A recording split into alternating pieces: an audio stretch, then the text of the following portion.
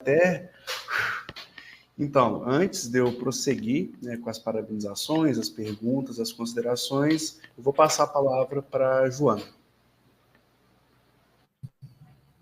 Obrigada, Regis. Muito obrigada, professor Miguel. Excelente. Nossa, muito boa a sua apresentação. Parabéns. Como sempre, instigante, divertida, né? Gargalhei aqui quando você falou que seu celular morreu.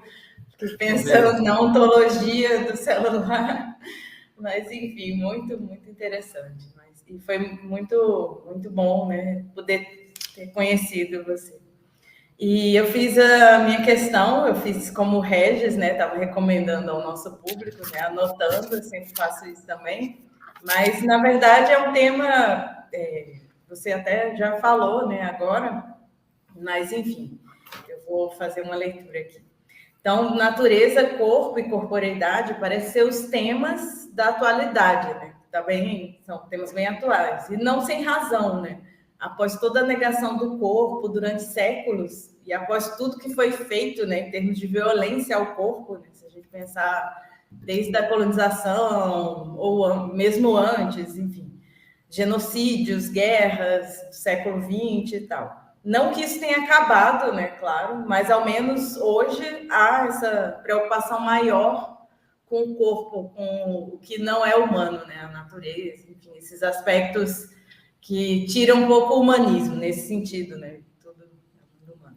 Então, se a afirmação do corpo, né, desses valores telúricos, trazem essa importância de recuperar o mundo natural e não só os seres humanos, mas animais e plantas e tudo isso, né, que a gente tem visto, né, que a gente viu inclusive na palestra do Gelson e a questão, né, do Fresati também colocou alguns temas assim. Se essa afirmação do corpo e dos valores telúricos trazem essa importância de recuperar o mundo natural nesse sentido, o que dizer dessa tendência da virtualidade, como você comentou aqui? E eu fiquei pensando se esse virtual seria o nosso novo Trasmundos, né? Como você também já indicou de certa forma, mas apenas para ter essa diferença, né? Que antes a natureza era um objeto a ser controlado, né? De certa forma, seria possível extrair leis e controlá-la. A mesma coisa em relação ao corpo, né? A anatomia do corpo. E hoje não, né? Há essa revalorização e, ao mesmo tempo, esse mundo virtual, como a gente bem viu com a apresentação excelente da Thaís, também super instigante. Então, seria uma volta a um outro tipo de trasmundos, né? Não aqueles ideais ali que Nietzsche faz todas aquelas referências, mas queria só que você comentasse um pouco sobre isso, só para abrir o debate. E, mais uma vez, agradecer a você, a sua presença aqui, sempre muito empolgante para a gente. Bom, eu queria te agradecer, Joana. A gente tem uma troca intensa desde que conheci teu livro, né? A gente trocou, depois conheci Luciano e o trabalho de todos vocês. Conheci a Thaís, me interessou muito, né? As reflexões que ela levantou são muito contemporâneas. Tem coisas que a gente tem que assumir, que além da fuga, né, para a metafísica, que a noção de pecado, de culpa, até hoje reverbera, né? Não é? Aqui chegaram com a fé os conquistadores e arrasaram com três etnias extraordinárias, incas, maias e astecas, com a cruz, né, na mão, né, e com pólvora, né? E isso é denunciado, né, permanentemente. Um Krenak, por exemplo, vai falar, né, desse genocídio, né? Mas a preocupação, por exemplo, nós universitários, pensadores, esse quadrado que eu denomino cartesiano, né? A gente está se adaptando muito facilmente, e não é porque é até cômodo. Em vez de, por exemplo, esse trabalho extraordinário que vocês estão fazendo, não implica, bom, deslocamento, né? Eu posso fazer de pijama, né? Uma filosofia de pijama, né? Nesse quadrilátero, porque você está distante nesse quadrado, mas você tira o ritual, você tira o corpo, você tira o suor, ir a um lugar, né? onde ter um ar-condicionado forte ou fraco, né? Abraçar a você, a Luciana, sentir o perfume, o suor, né? O aroma. Não, a gente não sente mais. E a festa. Por exemplo, uma tese doutoral de mestrado, eu participei de 3, 4 bancas nesse instrumental virtual. E não tem abraço, tem cerveja, né? É uma coisa... E a gente está aceitando facilmente. E não é que, eu quero viajar a Natal, eu quero viajar a Juiz de Fora, não. É que a festa, né? E Virgil Han vai falar muito da festa, e Nietzsche fala do dionisíaco, né? É necessária os corpos se encontrar. As aulas nesse quadrado mágico são chatas, ou seja, porque não tem vida, não tem nossa vida. Você pode ser um orador extraordinário, você pode, né, juntar conceitos, mas não tem o toque, não tem o pós, não tem o caminhar. Né? E a gente está aceitando muito facilmente. Né? Agora tudo é virtual. E você acha, legal, não tinha que sair de casa, né? São 2 horas, né? Agora vou, deito. Não, porque a vida é essa alteridade, essa intersubjetividade, né? Que Thaís falou, que foi falado por Bruno, por Luciano. É intersubjetividade. Se outro me evaporo. É interessante, eu queria até falar com o Thaís, falar, não, seria muita ingerência, porque até eu sei, por acaso, o ícone de Inês, pela minha incompetência, né, que meu outro computador não tinha telão, né, aí então usei o computador dela e não deu tempo de trocar o logo dela. Mas é o seguinte, como pode ser que você não possa estar na coisa, na troca, né? E que nós falemos de uma universidade. Uma universidade. Estamos ensimismados, estamos cartesianos, né? Ego cogito, né? Eu sou uma coisa que pensa. Aqui não há nenhum perigo da alteridade, da intersubjetividade, mas tampouco a festa, tampouco a corpo. Isso é necessário ser pensado, e mais por vocês mais jovens, que isso possivelmente vai continuar. E aí, voltando a Thaís, eu pensei num filme, que a tradução é ela, mas eu acho que é She, ou Her, né? Que foi dublada por Scarlett Johansson, que é um cara que começa a mexer com o computador e encontra uma pessoa, Her, né? Thaís está me falando Her. E começa a trabalhar uma relação virtual, né? E aí, nessa relação virtual, essa pessoa começa a saber coisas dele e começa a estabelecer uma singularidade. Né? Aí sabe, né? Quando era criança, conhece. E surge o cara se apaixona. E acho que até um determinado momento, a Thaís vai me ajudar, eles usam um avatar. Né? Ele quer encontrar uma mulher real. Não é, Thaís? Me esclarece aí. Não é? Me conta, eles em um momento, Thaís, me esclarece aí, eles querem se encontrar com alguém de carne e osso, não é? Sim, sim, sim, que eu lembro. Esse filme é ótimo. Foi bom você lembrar dele. E de fato, o que acontece? Ele se encontra, mas ele sabe que não é ela, não é, Thaís? Não é ela, é alguém que vai representar. Mas essa relação é extraordinária porque eles têm uma troca extraordinária e sabe tudo, e ele fica triste, e ele fica alegre, tem todos os estados, só que em um determinado momento ele sabe que é um computador, que é virtual, que não tem ninguém. Só que ele pensa o seguinte, né, ainda nessa paixão, não, mas ela sabe tudo de mim. Pode ser que tenha relações com outros, sei lá o quê, mas ela sabe tudo de mim. Só que, tristemente, essa máquina sabia tudo de todos, que mantém relações. Ou seja, não E havia... o mais interessante é depois que ela sai, né? E aí é substituída por uma outra. né? No finalzinho é substituída por uma outra que sabe tudo do mesmo jeito, porque tem acesso aos dados, né? Mas não é a Scarlett Johansson mais. É um outro É, bot feito e aí para o que substituir os significa isso da questão da intersubjetividade é que o outro não está. Ou seja, esse vácuo, né, que o desvairado, o louco de Gaia assim, não está.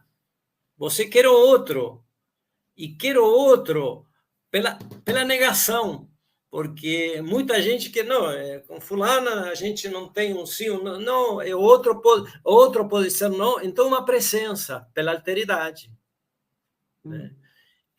Quando você nega, e acho que é tremendo, né? Um castigo, isso me faz lembrar, Thaís, Joana, Regis, outro filme extraordinário, bem antigo, não sei se vocês ouviram, mas que de Federico Fellini, né, o grande diretor italiano, que é o Casanova. Casanova teve relações com inúmeras mulheres, nem mostra no filme, e era um amante extraordinário, parará. Só que no final acaba dançando com uma boneca. Fica sozinho dançando com uma boneca. E isso, então, é o castigo dessa não relação, dessa não intersubjetividade, não essa não alteridade. E está aí, eu acho que você é um hermeneuta desses paraísos e infernos contemporâneos. Eu acho interessante pensar essa relação com o outro nessa atualidade, aqui e agora, com Tinder incluído, né? Com todos esses instrumentos. Sim, eu O estou falando. Tinder se mostra uma grande ferramenta de amor líquido, né? É uma vitrine e você ali. E é incrível o quanto, assim, vamos lá. Você vê uma coisinha que você não gostou no perfil da pessoa, a pessoa vai para a esquerda, né? Então é muito fácil descartar, é muito fácil passar para outra, né? Tem um documentário, eu não vou lembrar agora que eu vejo tanta coisa disso, mas que mostra o quanto que as pessoas não engajam numa relação, porque por ter uma vitrine tão extensa, sempre vai ter um melhor, né? Eles ficam naquela ideia, eu vou achar uma pessoa melhor, né? Não vou me fechar nessa. Então, o quanto que isso também acaba sendo fluido. Agora, a coisa de boneca eu acho interessante e tem uns projetos muito loucos, né? Tem o pessoal que realmente se relaciona não só sexualmente com as sex dolls, que são bonecas, tipo aquelas bonecas infláveis, só que não são mais tipo bonecas infláveis, são de silicone, tem né, você toca e a textura de pele mesmo, e aí você ainda customiza a boca, não sei, mas é feito como boneca inflável de pornográfico, né? Mas que tem muita gente que tem relações com essas suas bonecas, e são bonecas caríssimas. E tem um projeto na Inglaterra que tem muitos idosos com problema de solidão, né, que eles têm usado esses bonecos para abraços, para dar abraço, para abraçar, Olha, para sentir olha, um corpo, né, porque é, a solidão é muito dura. É curioso, porque é o que eu estava falando, pode ser levado para um lado patológico, mas pode que não, pode que ajude em relações, né? Tudo Thaís, depende eu da medida, né? acho que a gente Fala, tem que Fábio. repensar sem preconceitos essa alteridade, né? Estamos falando com corpo, natureza, corporidade, porque a gente fala, não, está com sucedâneo, substituto, parará. Não, pode ser como você está trazendo aqui, né? Tem gente que, né, tem um afeto e há algum afeto, né? Isso não significa que seja universalizável, né? Aí está outra questão, né? Uhum. Todo afeto deve ser assim, né? Mas nós estamos é interessante o que você colocou, porque estamos no entre, né? Nietzsche, né? Até 1900 pensou um ser humano, mas não podia pensar no virtual, nem imaginar. Acho que Nietzsche chegou a ver a máquina de escrever, acho que ele usou uma máquina de escrever. E tem muitos pensadores. Sartre, creio que morreu no ano 80, se não me engano, né? 80 ou Sim, 81. 1980. 80. Foucault morreu no 84. Deleuze morreu no ano 96. Que todo virtual, nessa época, era incipiente, né? Até Deleuze fala do virtual. Mas é um fenômeno que mudou todas as nossas vidas. Agora, é interessante criar novas subjetividades. E acho que aí está o grande desafio, Thaís, Joana, Regis, porque, não sei se você lembra, tem uma frase Bergson, de Henri Bergson, do início do século, que diz assim, todo avanço do homem externo, se não tem um avanço interno, um retrocesso, igual a um macaco com uma metralhadora. Ou seja, nós avançamos extraordinariamente, se avança dia a dia, mas a subjetividade, nossa subjetividade desse capitalista, desse predador da terra, predador dos corpos. A gente, quando vê um Pepe Mujica, por exemplo, quando vê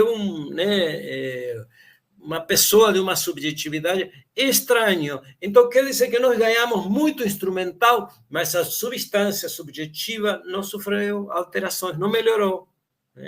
Ou seja, temos cada vez mais e somos menos. Então, não é para ser nihilista, mas é para pensar. E isso que eu coloco na universidade, é extraordinário isto. Estou falando com você, você está em Portugal. Posso falar com alguém em Itália. Meu filho mora em Paris, meu filho é diferente, né? Tem um tipo de autismo, né? E eu falo, ele está morando com a mãe em Paris. É fantástico este instrumental, mas a gente não pode se reduzir a isso.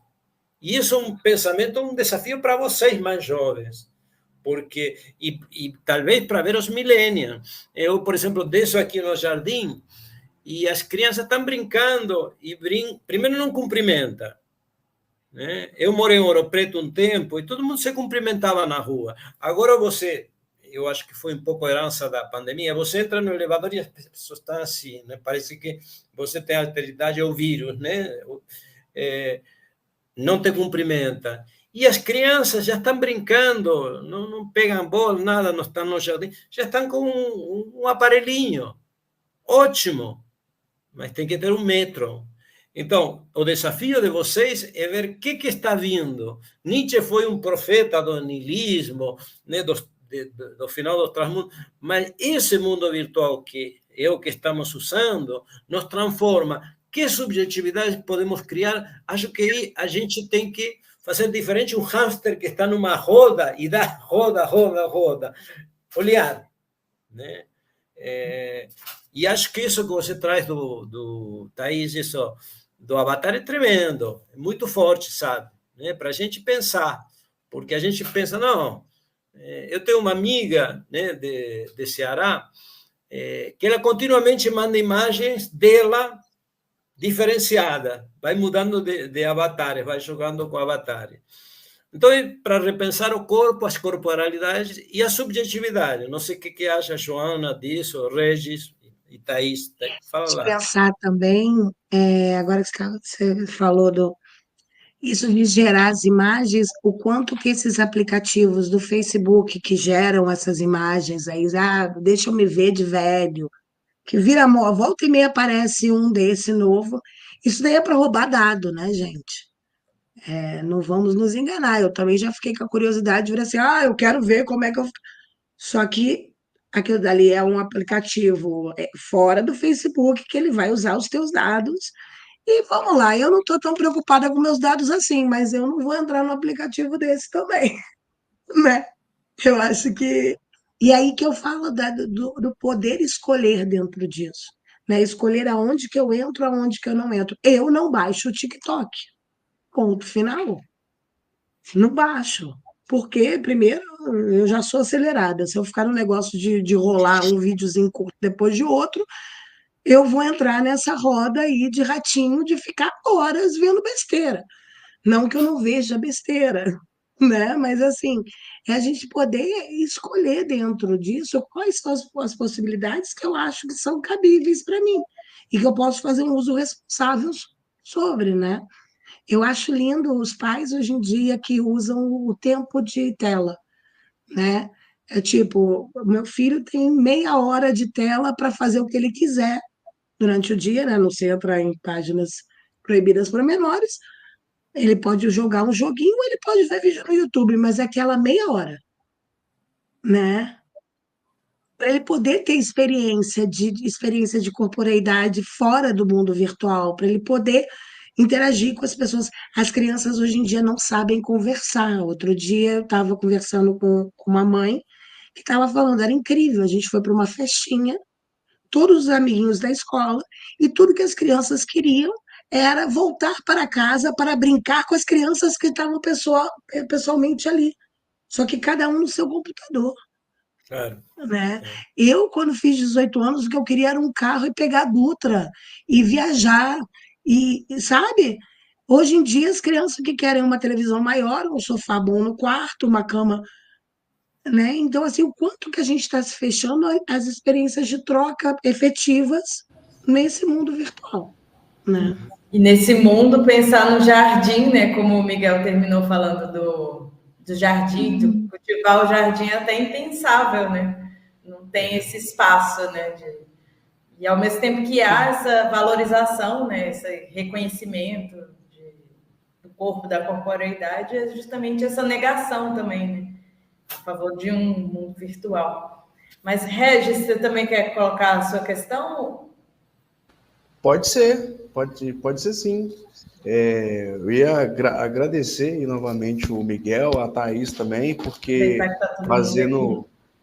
Aproveitar, claro, fazendo um exercício, né? Vocês devem imaginar o que é um jovem de 22 anos, que sou eu, que estou na minha primeira graduação ainda, está no meio de gigantes, né? Porque vocês, para mim, são ponta de referência, assim, né? São os meus heróis, assim, que com certeza eu vou atrás.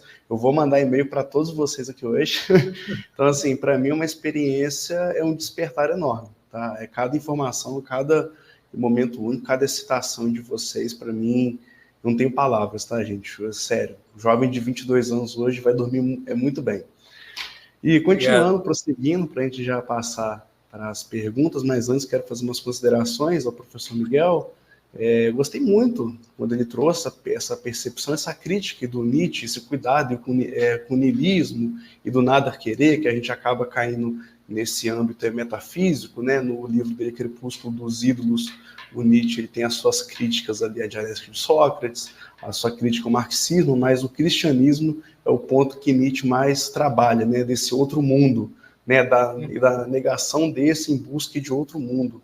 E quando eu li o tema, eu lembrei logo do prólogo de Zaratustra, que tem uma parte lá que o Zaratustra fala, né? Permanecei fiéis à terra. Então, assim, foi um tema que eu já vim preparado com papel e caneta para poder anotar. E eu vim trazer também uma novidade a todos e dos comentários. Eu não sei se o pessoal que é da minha idade conhece, mas o método tradicional de estudo, que é o livro físico. Eu ainda sou uma pessoa que usa o livro físico ainda, o Byung-Chul Han. Eu ainda prefiro, uso papel e caneta ainda do que os meios digitais e PDF. E a minha pergunta é exatamente sobre o Byung-Chul Han, né? E o Nietzsche, que foi a comparação que o professor usou perfeitamente, né? Igual a Joana disse, a parte do jardim, as outras citações dele. E voltando, né, sobre essa terra, esse afastamento que a gente está tendo da terra, tem uma coisa interessante que atrás do livro Sociedade do Cansaço, o Byung-Chul Han, ele cita aqui as palavras de Nietzsche, né, de forma resumida. Ele cita que, por falta de repouso da nossa civilização, ela caminha para uma nova barbárie. Aí depois ele cita assim, pertencente às correções necessárias a serem tomadas quanto ao caráter da humanidade, fortalecer em grande medida o elemento contemplativo. A minha pergunta para o professor Miguel seria essa falta desse ideal, esse elemento contemplativo, o distanciamento do homem à terra, ao seu instinto, à sua vontade de potência? Essa seria a minha pergunta, por favor, e depois a gente continua. Excelente, Regis. Veja só, uma coisa que fala Byung-Chul Han, que o animal geralmente não pode ser contemplativo, não sei se é na sociedade do cansaço ou na sociedade paliativa, mas fala o bicho tem que estar, né, atento à cria, atento à caça dele e atento a ser caçado. Não pode ter reflexão, né, reflexão sobre si mesmo e ruminar, como fala Nietzsche.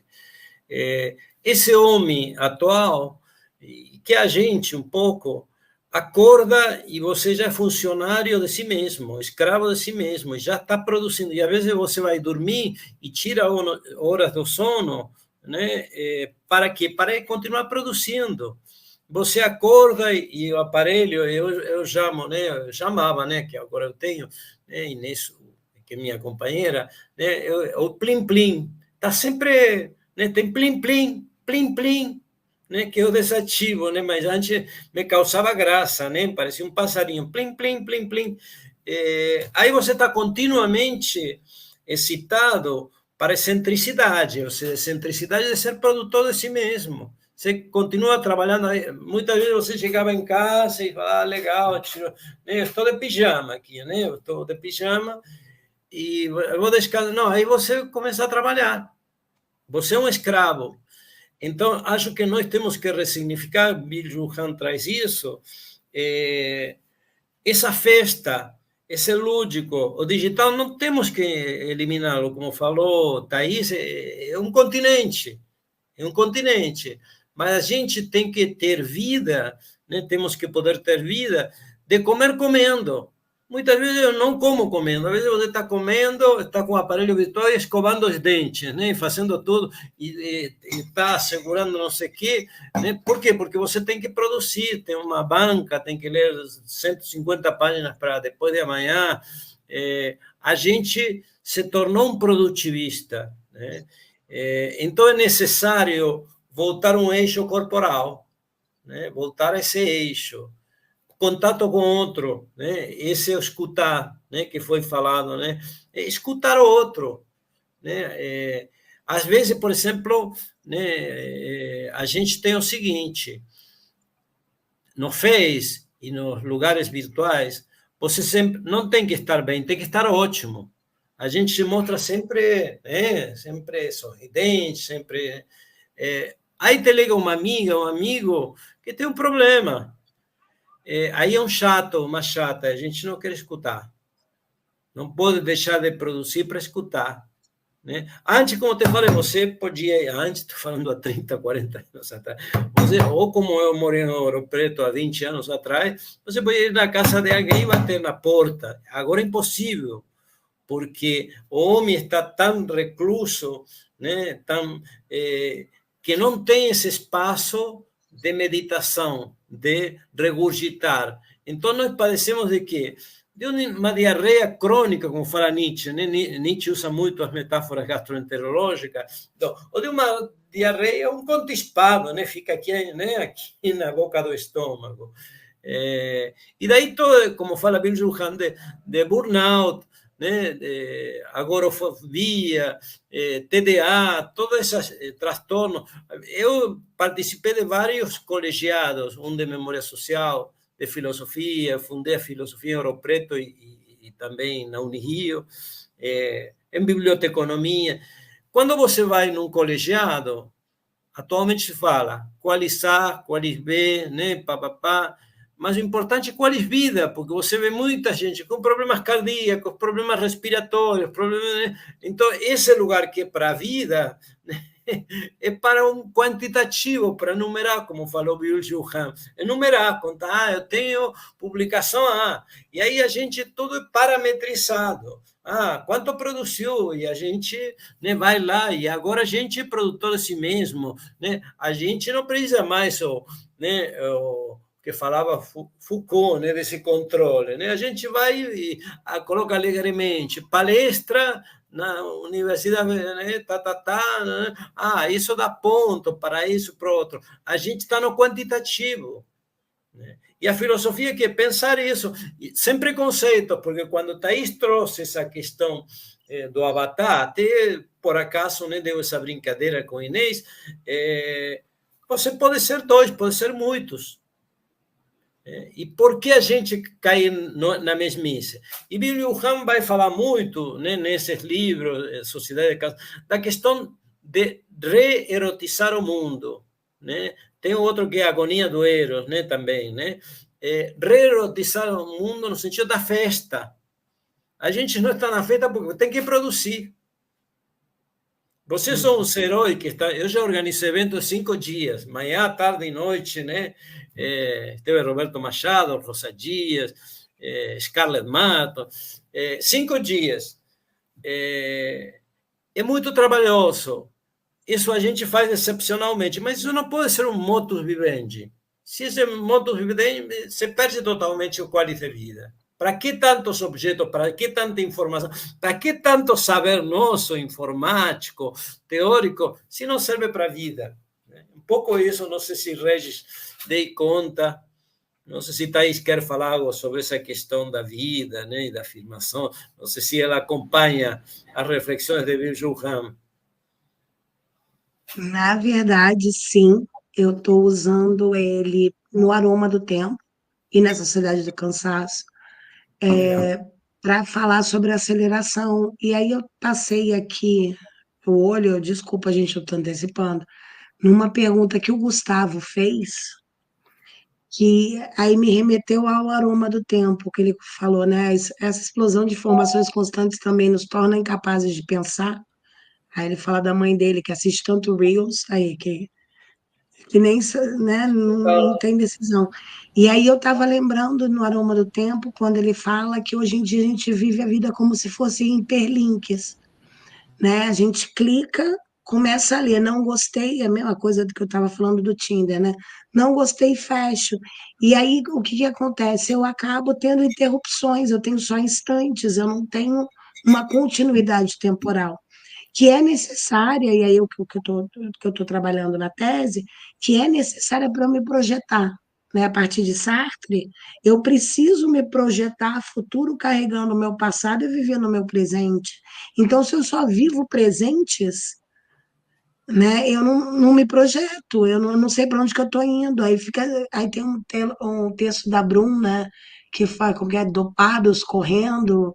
Eu sempre esqueço o nome desse texto, mas é muito bom. Que a gente está que nem barata tonta, a gente vai, né, são um monte de ratinho correndo para tudo quanto é lado, fazendo mil coisas que não está construindo nada.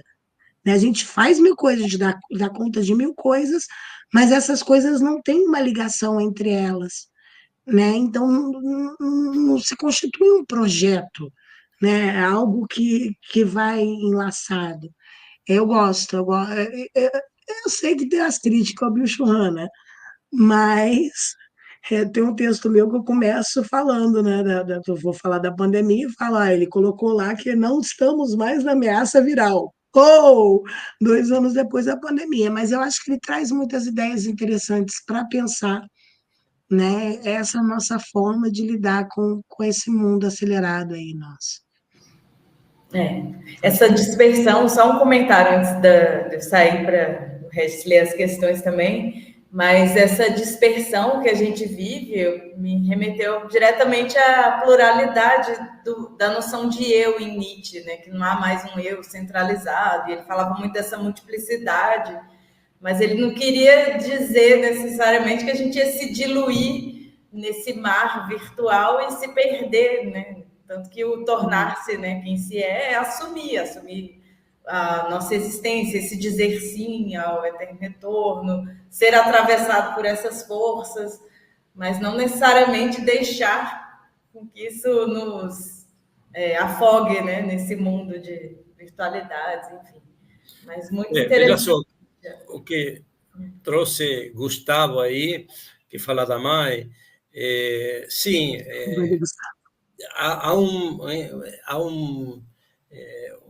uma fuga no sentido que você recebe informação permanente, não é porque você fala televisão, né? Você critica, a televisão é não sei o quê, depois os meios, videocassete, né?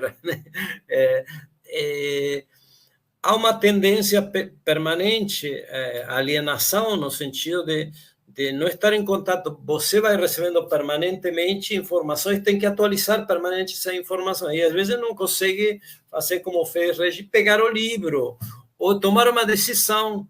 Né? Há uma anemia da vontade, né? Como Nietzsche vai falar né? Na terceira dissertação, não é, Joana, de Genealogia da Moral. Há uma anemia da vontade.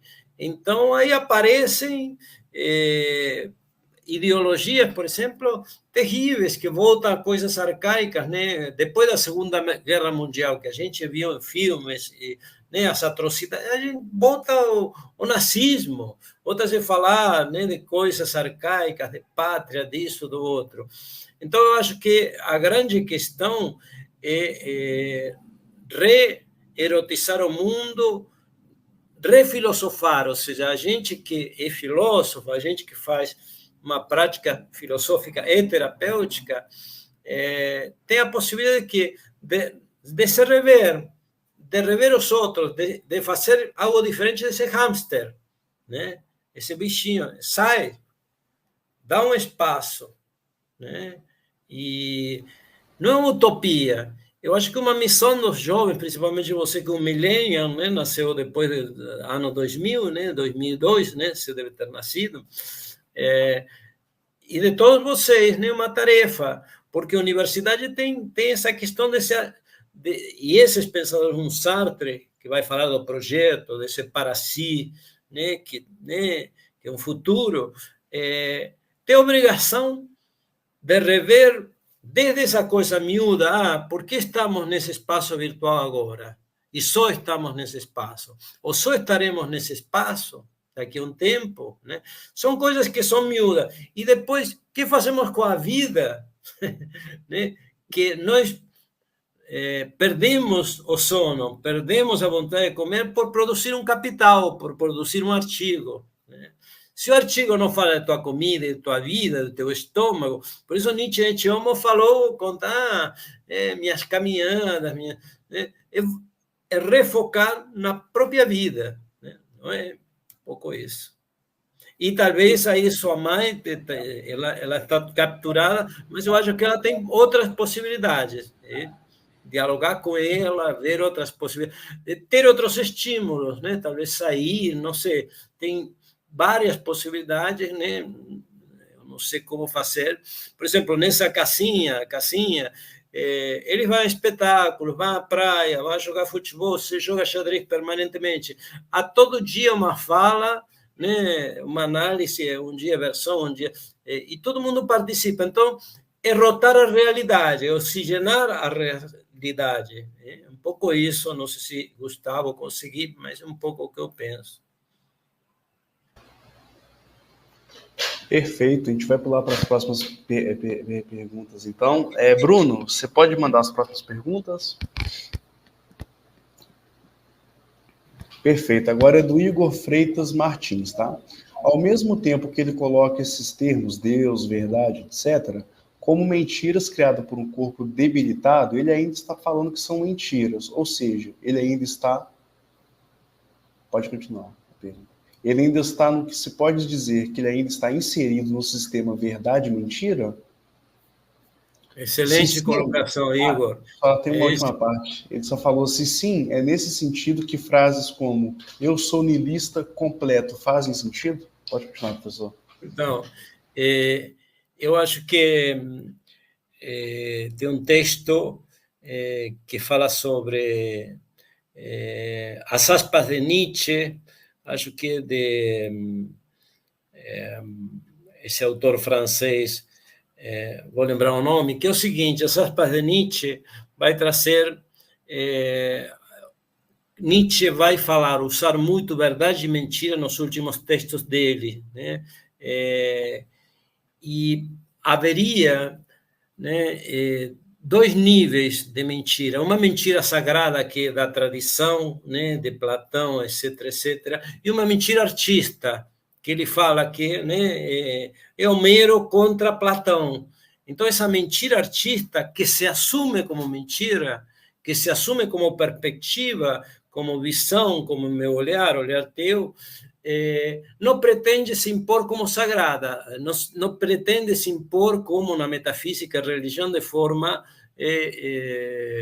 taxativa. Estou tentando lembrar o autor. E ele vai sustentar, então, isso, que a mentira sagrada, durante séculos, nos capturou. A mentira artista é como se você, em um determinado momento, né, pode olhar para o hamster que olha, né, a roda, né? É um olhar artista, um perspectiva. Né? Eu estou numa roda. Né? Não é que é mais verdadeiro, por isso, e é ótima essa colocação dessa consumação de niilismo. Nietzsche brinca muito. Eu sou mais niilista, sou um niilista perfeito. Né? Mim se consome, parará. Sim, ele está ciente dessa catástrofe, né? inclusive, quando ele fala, depois de mim haverá guerras, etc., etc., não é o belicismo, né, que os nazistas pegaram, é a catástrofe das crenças, das verdades, dos conceitos, né, que a gente está vivendo. E as catástrofes dos paradigmas. Thaís me fala, não, um cara tem uma boneca, e eu tenho que repensar meus critérios. Não é verdade, é falso, é moral, é imoral. Temos que repensar os conceitos, né? Isso que traz, que o velho Sócrates fazia em muitos diálogos platônicos que não tem saída. Bom, temos que reabrir as perguntas. O que trouxe daí sobre essa questão dessa substituição é uma questão axiológica. É verdade, é falso, está certo ou errado? É difícil falar. Então, eu acho que o perspectivismo, essa verdade que ele fala, uma verdade, entre aspas, perspectiva. Eric Blondel, as aspas de Nietzsche, né? Filologia e genealogia, está em Nietzsche, o Jourdui Nietzsche hoje, traduzido pela Scarlett Martin. Obrigado, professor. Próxima pergunta. Regis, só um instante. Eu quero só agradecer o professor Miguel, falar que está uma festa, o chat aqui no YouTube, eu estou acompanhando. Eu vou deixar vocês debatendo, que eu fiz minhas questões e tudo. Vou ficar acompanhando aqui nos bastidores, para vocês ficarem mais para comentar. Obrigado, Thaís Joana. também pode participar, fica à vontade. Certo. Então vamos às perguntas. A Thaís também tá, Thaís, se quiser fazer uma complementação, pode ficar à vontade, tá? Esse aqui é do GEM, Grupo de Estudos Nietzsche, tá? De Wilson Fresati. Parabéns pela belíssima conferência, como sempre. A minha pergunta, você poderia falar um pouco mais como entende o ateísmo de Nietzsche? Trata-se da simples negação de Deus? Então, Wilson, acompanhei muito tua palestra, né? Tua análise do corpo, dos transmundanos, foi excelente, muito instigante, né? Pensar o corpo, pensar, né, o que é vacilar para Nietzsche. E, veja só, eu acompanhei um pouco esse texto que Scarlett traduziu, né, que está em Nietzsche hoje, de Levitt, que é Nietzsche e a recuperação do mundo natural, se não me engano, ou a consumação do ateísmo. Não é negação de Deus, porque Nietzsche, desde o início, tem divindades, né? A vida é divina, né? A vida, daí as imagens de Dioniso e de Apolo, né? Apolo, a configuração. A gente precisa de configuração, né? Isso aqui é uma configuração, né? Mas tem um aspecto, né, dionisíaco, a pulsão, o desejo, a embriaguez. Então, Nietzsche vai falar em nome dessa vida divina, né, que durante séculos foi conspurcada, né? Não sei se você lembra, deve lembrar, né, claro, dessa passagem de Crepúsculo dos Ídolos, O que eu devo aos antigos, acho que aforismos 4 e 5, quando fala das dionisíacas, a celebração das dores do parto, que fazem de toda dor divina, divinizam toda dor, né? Então, eu acho que não é apenas negação de Deus. Ele negou muito porque, claro, imagina a força que tinha, né? O cristianismo. Aí eu me lembro uma coisa que quase uma piada, né, que vale a pena contar, Wilson, quando Nietzsche estava, né, numa pensão, e ele era um cara muito polido, muito afável, muito educado, né, e discreto também. E tinha umas velhinhas aí, né, cristãs, né, e, né, católicas, e perguntavam, senhor Nietzsche, hoje o senhor foi à igreja? Não, esse domingo não, né? E aí ele estava com o manuscrito do Anticristo. Imagina para as velhinhas o Anticristo, né? E fala, o que é isso que o senhor está escrevendo? Aí ele fala, nada, são coisas acadêmicas, Ele teve a polidez de não afrontá-las, né? Ele teve essa polidez, mas o Anticristo, ele vai questionar profundamente, como faz na Genealogia da Moral, como em todos vários textos, essa escatologia. Até ele fala em Anticristo, não sei se você lembra, Wilson, de hinduísmo e de budismo. E ele não é tão radical no hinduísmo e no budismo, que considera o budismo uma espécie de dietética, de profilaxis, né, para vidas que estão, né, de baixa intensidade, né? Então, se chega a um estágio de baixa... Então, é preciso, né, anestesiar a vontade, né, como Schopenhauer queria. Mas eu não acho que seja simplesmente a negação de Deus. Eu acho que, aí acompanho Levi, é a recuperação desse mundo natural dionisíaco, que é divino, né? A vontade e potência, o jogo de força é divino. É uma maravilha estar aqui, né? Esse mistério, essa loucura, né? A gente ter saliva, a gente ter, né, respiração, cabelo, né? Falar virtualmente. Isso há 40, 50 anos seria uma coisa extraterrestre. Então, o mundo é divino, eu acho, né? A vida é divina, nessa efemeridade, nesse jogo de força, de vontade e potência. Então, e aí me lembro, só para, né, já que tua pergunta é muito aguda, acho que Karl Jasper tem uma tese, creio que Nietzsche, o cristianismo, não? Bom, ele sustenta o seguinte, que o único espírito realmente religioso do século XIX foi Nietzsche, né? No sentido de que não é a crendice, né? Ele realmente pensou a vida e a natureza, né, desde um ponto de vista não piedoso, não gaiato, né, mas que realmente pensou dionisiacamente essa afirmação da vida, né, e a tese do eterno retorno, do amor fati, vai falar dessa sacralidade do que existe. É um pouco isso. Não sei se respondi, Wilson, mas, né, tua pergunta é muito incisiva. Obrigado. Obrigado, professor. Próxima pergunta da Josina Marques. Professor Miguel, em Não Mais Humano, do autor japonês Dazai Osamu, há uma influência de Nietzsche? Aí vou passar para a professora Thais, que sabe mais disso do que eu, né? Thais, passei a bola para você. Nossa Senhora, Miguel, você me colocou então numa saia justa, porque eu não sei quem é o Osamu Dazai. Vou Então, ter que pesquisar, mas não sei não se... mais humano. Aí vamos pedir ajuda aos universitários. Joana, Luciano, nos ajudam aí com essa questão. Joga no chat GPT. Boa! Ele sabe tudo. Vou ficar devendo essa. Vou ficar aí devendo essa. Agora a pergunta do Genilson Martins, tá? Professor, essa fidelidade à Terra, levando em consideração que o princípio constituinte do além do homem é a superação, de que modo podemos relacionar com a sociedade em posse da ciência e da técnica, só um momento, e que ainda serve como Deus serviu para proteger e conservar o homem?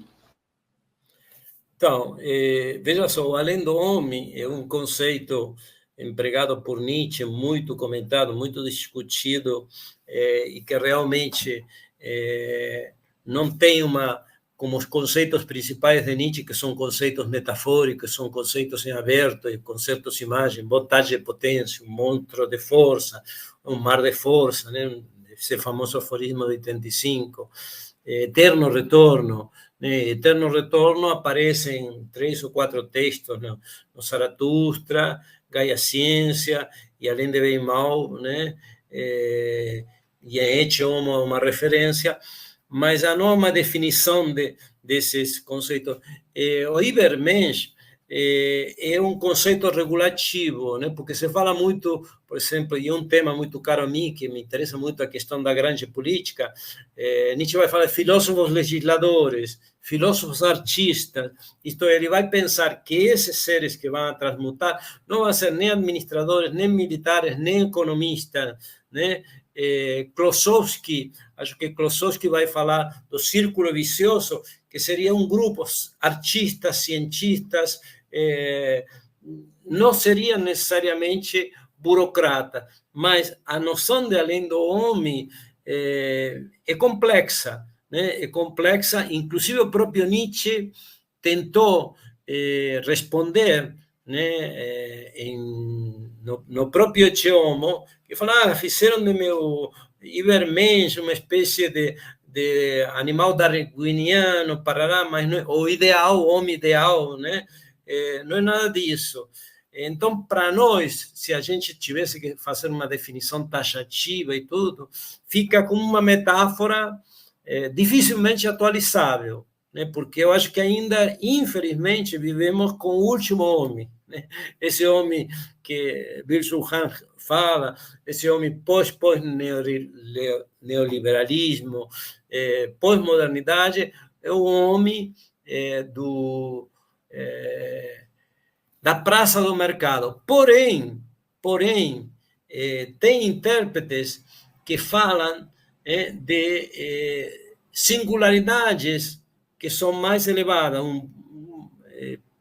Mujica, né? Pessoas, a Madre Teresa de Calcutá, né? Figuras que criam, para além dessa época medíocre, né? que tem uma atitude de transvalorização, porque o Ecce Homo poderia fazer uma transvalorização. Então, é um conceito complexo, e não sei se consegui responder essa pergunta, que é bem incisiva. Obrigado. A gente está chegando perto do fim, né? Essa foi a última pergunta. Eu vou chamar o Bruno, claro, para fazer o encerramento, mas antes eu só quero agradecer, né, a todos vocês. A participação, como eu disse, foi um grande ganho. É uma honra para mim estar nesse grupo. E é isso, gente. Muito obrigado mesmo. Agora eu vou deixar a palavra com o Bruno. Boa noite a todos. Primeiramente, eu gostaria de agradecer ao professor Miguel. Até então, eu tinha estado com o professor Miguel através de e-mails ao longo desses meses, e o professor Miguel é uma pessoa extremamente solícita. Ele nos ajuda na divulgação, igual a Thaís também sempre faz. E na mesma medida, Thaís, eu agradeço demais a sua participação.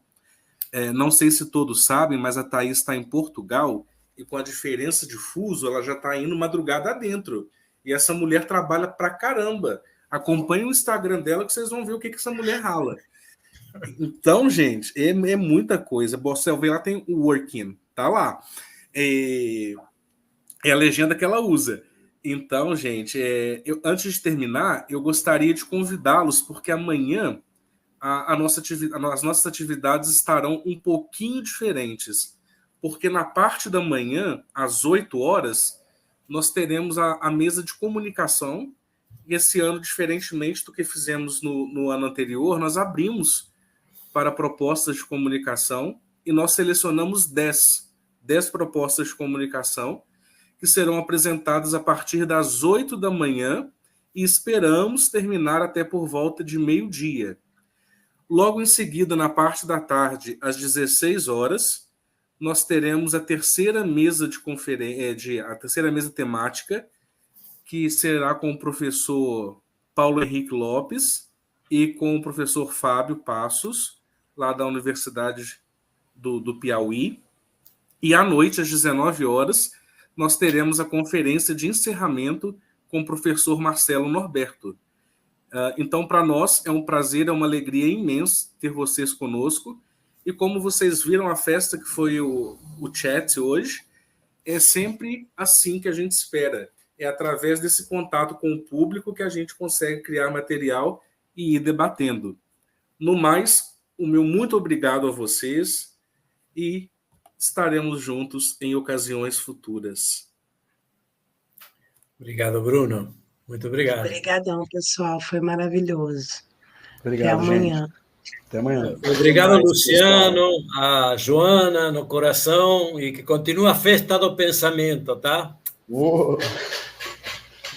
Até mais. Tchau, Thaís. Beijão. Tchau, Thaís. Bruno. Até mais. Tchau.